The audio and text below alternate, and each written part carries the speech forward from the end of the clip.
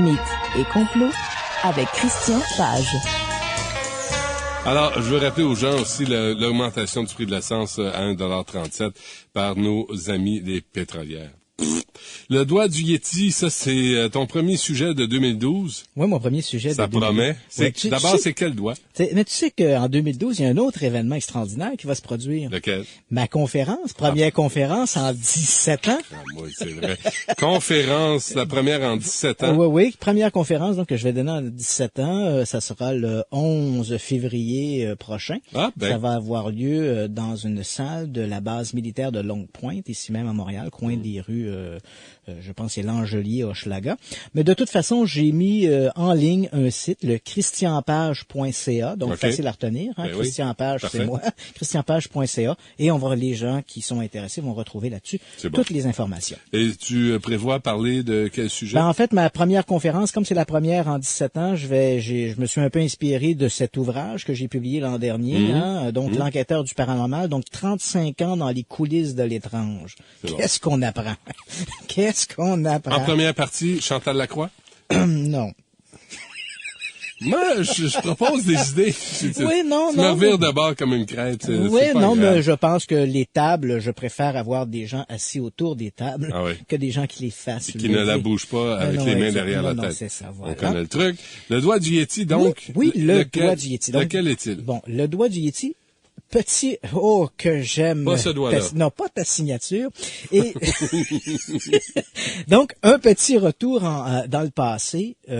Pour bien comprendre la teneur de cette histoire-là, il faut remonter dans les années 50. Petite musique d'ambiance. Donc, en 1957-58, un milliardaire texan du nom de Tom Slick a décidé de monter une expédition pour retrouver ou capturer le Yéti, l'abominable homme des neiges, qui vivrait selon les traditions, les légendes dans les contreforts de l'Himalaya. Donc Tom Slick est un milliardaire, il met de l'avant cette expédition et voilà, lui, un groupe d'aventuriers sont partis sur la piste de cette créature. Et puis au gré de leur pérégrination, ces gens-là vont visiter toutes sortes de lamasseries, des temples, etc. Et dans l'un de ces temples, le temple de Pamboche, ils vont voir des artefacts que les moines leur présentent comme étant des vestiges, des reliques du Yéti. Et il y a là une main, un squelette d'une main qu'on leur présente comme étant la main du Yéti. Ces gens-là en prennent des photographies, reviennent éventuellement à Londres, et puis voilà que quelques semaines plus tard, on se retrouve dans une salle de banquet, dans un grand hôtel de Londres, et il y a là à la table un type qui s'appelle le docteur Osman Hill. Tom Slick, le milliardaire, présente au docteur Hill des photographies qu'ils ont prises de ces reliques. Le docteur Hill, il est membre de la Société royale de zoologie. On lui présente ces photographies et là, le docteur Hill va accrocher sur la fameuse photographie de la main de Pangboche. Il va demander à Tom Slick s'il est possible de ramener la main en Angleterre pour pouvoir procéder à des analyses. Évidemment, c'est hors de question puisque la main est considérée comme un artefact sacré. Jamais les moines vont permettre de sortir la main du pays. Alors, une entente est faite. À défaut de la main, on va voler un doigt. Alors, le docteur Hill va fournir à un des membres de l'expédition, Peter Byrne, il va lui fournir un squelette de doigt humain, en fait, un pouce. Tu te posais la question, c'est le pouce. Lequel, oui. Donc, Byrne va retourner l'année suivante, 1959. Tom Slick va mettre de l'avant une nouvelle expédition dans l'Himalaya. Au gré de leurs aventures, Byrne va se retrouver dans la lamasserie de Pangboche. Il va saouler le gardien de la main. Et pendant que le moine est là à cuver son vin, Peter Byrne va trouver la fameuse boîte, va ouvrir la boîte qui contient la main, va enlever le pouce du soi-disant Yéti pour le remplacer par le squelette de son pouce humain que lui a donné le docteur Hill. Donc, attaché avec un fil de façon très artisanale, un fil en nylon. Et merci, bonsoir. Ils vont regagner Calcutta. Et là, à Calcutta, c'est toute une histoire que je t'ai racontée. C'est fantastique. Oui. Donc, à Calcutta, il y a là James Stewart, l'acteur, James Stewart, l'acteur fétiche, en fait, de Hitchcock, qui se trouve donc à Calcutta. Et il s'avère que James Stewart est un ami proche de Tom Slick. Donc, c'est James Stewart qui va dissimuler, parce qu'il faut sortir maintenant le doigt du pays, c'est pas tout de le voler. On veut pas savoir comment. Faut-il le ramener? Alors, James Stewart va dissimuler le fameux doigt, dans la valise de lingerie de sa propre épouse. Okay. Et tu comprends donc évidemment qu'à cette époque, on est à la fin des années 50, jamais un douanier ne se serait égaré à ouvrir la valise des sous-vêtements d'une dame et encore moins de l'épouse de James Stewart. Et c'est ainsi que le doigt est ramené en Angleterre. Le doigt est redonné donc au docteur Osman Hill, qui à l'époque, toujours, faut-il le rappeler, on est à la fin des années 50, donc ce doigt-là, il est regardé, observé, et le docteur Hill n'arrive pas à tirer une conclusion. Le doigt ressemble à un doigt d'un primate, incluant un humain ou un gorille. Peu après, le doigt est perdu, disparaît, merci, bonsoir, basta, et éventuellement, le docteur Hill décède. Doudou, où est passé le doigt? Et voilà, il y a quelques semaines. Drôlement formulé, là, mais c'est correct. Ouais, Larry, t'es d'accord avec moi? Ouais, donc, c'est drôlement formulé, celle-là. Donc, il y a quelques semaines, donc, des employés qui travaillaient au musée du Collège des chirurgiens de Londres vont trouver, ils faisaient une sorte de catalogage, si tu me permets l'expression entre guillemets, et en faisant donc ce catalogage, on ressortait des objets gardés dans les réserves, et là, on va trouver une petite boîte qui dort dans la poussière depuis presque 50 ans, sur laquelle est inscrite « Doigt de Yéti, Dr. Osman Hill ». Donc, on rouvre la boîte, et qu'y a-t-il à l'intérieur? Le fameux doigt qu'on a perdu depuis 50 ans. Donc, et ça se passe cet automne. Le doigt est donc envoyé à la Société royale britannique de zoologie. Et là, il y a quelques semaines, le docteur Rob Hogden a entrepris des analyses ADN sur le doigt. Analyses, bien sûr, qui n'étaient pas possibles dans les années 50. Et là, tu devineras pas ce que l'on a découvert. Non.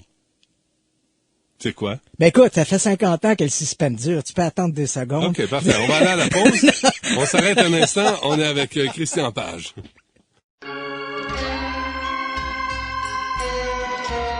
Mythes et complots avec Christian Page. Ah, Christian Page, ce doigt. Là, je me préparais à faire le cri du Yéti, mais on va passer.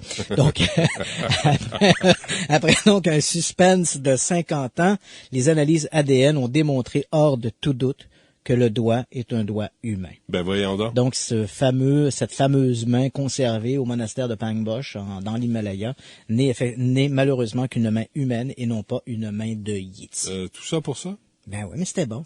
Oui, c'est vrai. C'est une bonne histoire. OK, nouvelle expertise sur le suaire de Turin. Ouais, voilà. Donc, pour les gens qui ignorent encore de quoi on parle lorsque on évoque le suaire de Turin, c'est une longue pièce de lin qui fait à peu près 1,50 m par 4 mètres de long, qui est conservée dans la cathédrale Saint-Jean-Baptiste de Turin en Italie.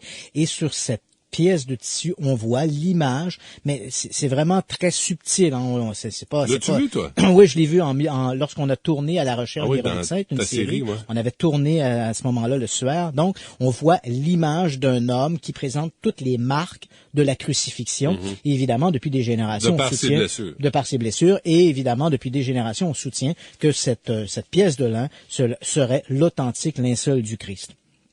Donc, il faut se rappeler que le linceul, tel qu'on le connaît, est apparu aux alentours de 1350. Hein.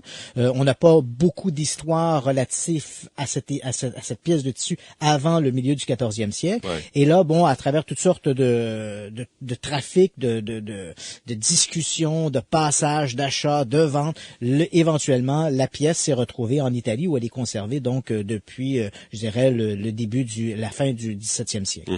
Donc, voilà maintenant ce que l'on savait du suaire avant 1988, parce que tu comprendras que s'il s'agit de l'authentique linceul du Christ, il n'est pas facile de faire des analyses sur la pièce. L'Église a été très réticente, mais déjà avant 1988, elle avait permis quelques expertises, mais il n'était pas question évidemment d'endommager la pièce, de prendre des parties pour faire des expertises. Ouais. Donc, on avait eu en fait qu'une observation de la pièce en question, on avait pu la regarder et on avait autorisé notamment de placer du ruban adhésif sur la pièce de tissu et de regarder ce que l'on en tirait. Et à ce moment-là, on avait constaté qu'on avait on avait trouvé des morceaux des particules de pollen, et également des traces de peinture, ce qui était pas très très bon.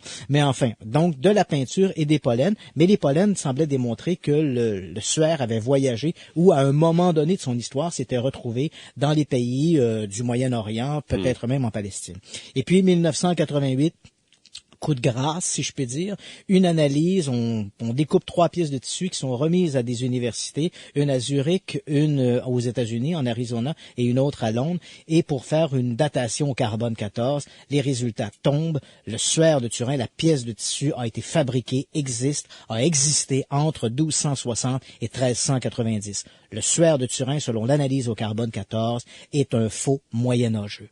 Mais évidemment, depuis, cette analyse a été remise en question et moi-même, j'ai rencontré des gens de l'Université de Londres qui avaient participé à l'analyse originale. Eux-mêmes reconnaissent que le protocole de l'époque était un peu fantoche.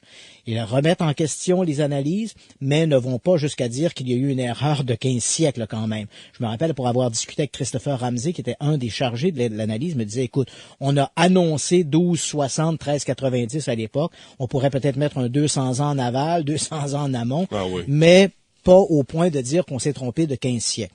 Mais voilà que de nouvelles analyses ont été réalisées il y a quelques semaines, parce que la grande énigme dans le suaire, c'est comment l'image a été fabriquée. C'est une image de surface qui semble rossie sur les premières fibres du tissu. L'image ne pénètre pas à l'intérieur, donc si c'était de la peinture, elle aurait pénétré les fibres, ce qui n'est pas le cas.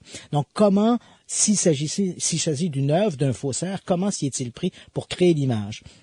Alors voilà qu'il y a quelques semaines, des chercheurs de l'Agence nationale des nouvelles technologies de l'énergie de l'Italie ont procédé à un bombardement du suaire en utilisant des rayons UV. Et ce qu'ils ont pu démontrer, c'est que l'image en question du suaire semble avoir été faite avec des rayons UV ou par des flashs, une série de flashs électromagnétiques. Évidemment, tu comprendras que c'est une technologie qui n'était pas disponible au Moyen Âge. Es-tu sûr? À moins que Léonard de Vinci nous ait caché des choses. Hein, on sait pas. Donc, eux, ce qu'ils proposent, c'est de dire, voici, l'image aurait pu être produite comme ça. Ils ne s'engagent pas, ils ne parlent pas ici de l'authenticité du suaire, mais évidemment, ils posent la question, s'il s'agit d'un faussaire, comment s'y est-il pris pour réussir à produire une image semblable en utilisant des technologies qui n'étaient pas disponibles à cette époque? Évidemment, pour les croyants, l'explication, elle est simple. Lorsque Jésus a ressuscité au tombeau, il a créé un flash de lumière important que l'image s'est imprégnée dans la pièce de tissu. Il n'y a pas de Polaroid, tu sais, avec les petits cubes là, qui tournaient? Non. Non, ça rentre pas. Il n'y avait pas ça. Okay. Donc, voilà. Donc, la question reste ouverte. C'est un faux? On le sait pas. On le sait pas. Tu vois, donc, on le sait pas. On le sait pas. Comment ça, on le sait pas? Il y a des tests si on se réfère à l'analyse au carbone 14, il semble que ce soit un faux du Moyen-Âge, mais il y a encore beaucoup d'éléments qui restent mystérieux, qui restent inexpliqués, inexplicables, comme par exemple, comment l'image a été faite sur le suaire, etc. Donc ça, on n'a pas d'explication pour ça. Et tant aussi longtemps qu'on n'aura pas résolu l'ensemble des problèmes par rapport au suaire. Mais on sait que c'est pas du sang? Non, tu vois, non, il y a du sang. Il y a du sang sur le suaire. Bon. En fait, on a trouvé de la peinture. Ça, si tu évoques cet élément-là, on va l'évacuer immédiatement parce que les sceptiques ont beaucoup capitalisé sur le fait qu'on avait trouvé de la peinture. Sauf que on a découvert que plus récemment que ces particules de peinture trouvées sur le suaire ont été trouvées de façon un peu aléatoire, autant là où il y a une image aux endroits où il n'y a pas d'image. Or, au Moyen-Âge, il y avait une culture, on croyait au pouvoir de la transmission des reliques. Donc, on a fabriqué au Moyen-Âge des faux suaires, bien établis, bien reconnus. Donc, des faux suaires peints que l'on mettait en contact avec l'authentique suaire en espérant que le pouvoir du vrai suaire passe dans le faux suaire. Et c'est comme ça que des particules de peinture se sont probablement retrouvées sur le, entre guillemets, vrai suaire. Qu'on l'on retrouve dans les boutiques de souvenirs un peu partout. Ok, oui, effectivement, on en a fait un véritable commerce. Une dernière nouvelle. Écoute, tu sais que tout le monde aime beaucoup Google Maps. Oui. Ben, tu sais que Google Maps, c'est un outil extraordinaire. Et là, voilà qu'il y a quelques jours, le site Internet de Flight Global, qui est une référence dans le domaine de l'aviation, a annoncé que Google Maps, dans sa version vue satellite, quand on va sur Google Maps, on peut avoir la carte ou une vision satellite. Donc, avec la vision satellite, on peut voir des installations secrètes près de Yucca Lake au Nevada. Donc, Yucca Lake, disons-le tout de suite, est un lac asséché qui est situé dans le sud du Nevada. L'endroit est tout à fait isolé et ne mène nulle part. D'ailleurs, c'est assez amusant. Il se trouve pas tellement loin de la fameuse base de la zone 51 et de Groom Lake. Et oui, donc, en examinant des photographies satellites de Google Maps, on peut voir sur la rive sud-est du lac une piste d'atterrissage et quelques hangars. L'image satellite qui a été prise au début de l'année montre une piste asphaltée de 1580 mètres et 4 hangars de tailles diverses qui pourraient servir à entreposer des drones. Des drones, ce sont des avions sans pilote qui sont utilisés notamment pour faire de l'espionnage. Or, il semble que cette base pourrait être utilisée, exploitée par la CIA, qui a un programme très important d'utilisation de drones pour faire de l'espionnage. Et c'est comme ça, donc, que les photographies ont révélé cette fameuse base. En zoomant, d'ailleurs, sur ces photographies, on peut voir sur l'une des pistes un appareil noir, un petit appareil noir qui, à l'échelle, montre bien qu'il s'agit d'un drone. Il pourrait s'agir soit d'un Predator MQ-1 ou d'un Reaper MK-9. Donc, pour les spécialistes de l'aviation, ça l'évoque probablement quelque chose. Pour moi, c'est littéralement du chinois. Mais disons qu'il s'agit effectivement de ces appareils, de ces drones. Comme je l'ai mentionné, Yucca Lake se trouve à peu près à 50 km au sud de la base de Groom Lake, la mystérieuse base de la zone 51, laquelle également, faut bien l'avouer, est visible à travers Google Maps. En fait, la zone 51, base qui il y a quelques années à peine on nous disait n'existait pas, il suffit maintenant d'aller dans Google Maps, n'est même pas nécessaire de rentrer les coordonnées, il suffit simplement de taper Area 51 et voilà que Google Maps va vous amener directement au-dessus de la base de la zone 51. Donc, malheureusement, en zoomant vers les pistes, on n'a pas vu là de soucoupes volantes ou d'engins exotiques. C'est jamais précis. Mais enfin, ça pourrait être fort intéressant. Une dernière minute pour les ruines mayas en Georgie. Ouais, ben voilà, il y a quelques semaines, le journal, un tabloïd américain, The Examiner, avait annoncé qu'on avait découvert en Georgie des ruines et que ces ruines-là pourraient être d'origine maya. On avait trouvé ça dans le nord de la Georgie. Évidemment, faut se rappeler que ces ruines n'étaient pas nouvelles. Elles avaient été découvertes en 1999 par un archéologue de l'Université de la Georgie. Et à l'époque, ces ruines avaient été associées à des groupes autochtones, des Mound Builders, comme on les appelle, donc les constructeurs de montagnes, des constructeurs de monts, et probablement des autochtones d'origine Cri.